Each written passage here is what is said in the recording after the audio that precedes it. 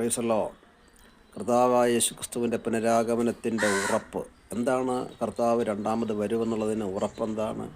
3 സാക്ഷികളുടെ വാമൊഴിയാലുള്ള ഉറപ്പ് നമുക്ക് ലഭ്യമാണ്.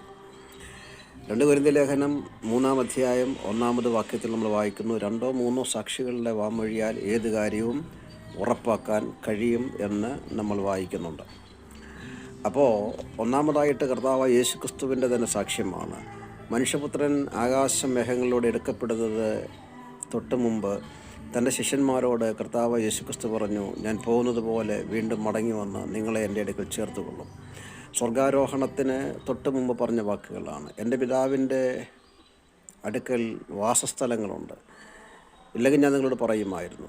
ഞാൻ ഇരിക്കുന്ന ഇടത്ത് നിങ്ങളെയും ഇരുത്തേണ്ടതിന് പിന്നെയും മടങ്ങി വന്ന് ഞാൻ നിങ്ങളെ എൻ്റെ അടുക്കൽ ചേർത്തുകൊള്ളും, വീണ്ടും വരും എന്ന ഉറപ്പ് കർത്താവ് തന്നെയാണ് നമുക്ക്